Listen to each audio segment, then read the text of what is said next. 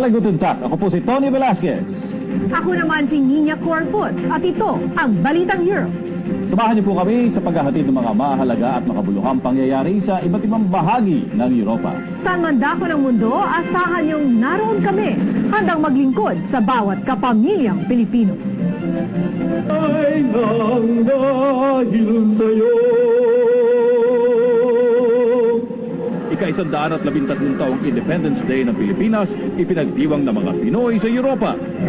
Bahagi ng Europa, ipinagdiwang din ng mga Pinoy ang Araw ng Kalayaan ng Pilipinas sa pamamagitan ng mga makukulay na parada, katutubong sayaw at dula. Pinangunahan ng Embahada sa Roma at Holy See ang parada sa pagdiriwang ng Araw ng Kalayaan ng Pilipinas sa Piazza Ankara sa Roma. Pumaradang iba't ibang Filipino community, dala ang kanya-kanyang banners at watawat.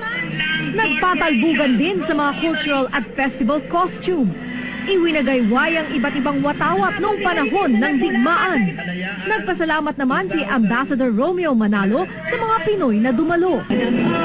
Sa kauna-unahang pagkakataon, ipinagdiwang sa Reggio Calabria ang Independence Day. Ipinakita ng mga Pinoy ang iba't ibang katutubong sayaw. Ang mga kabataan naman, nagpakita ng talento sa mga modernong sayaw. Sa pamamagitan ng isang interpretative dance, nagbigay pugay ang mga Pinoy sa bandila ng Pilipinas.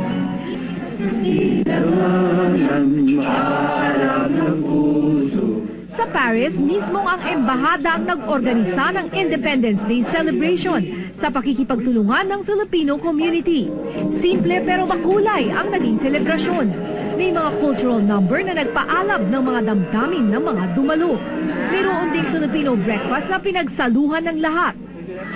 Pinangunahan ng konsulada ang Independence Day celebration sa South of France na dinaluhan ng alkalde at vice-alkalde ng Beausoleil. Pinarangalan ni Mayor Gerard Spinelli ang mga napiling reyna ng okasyon.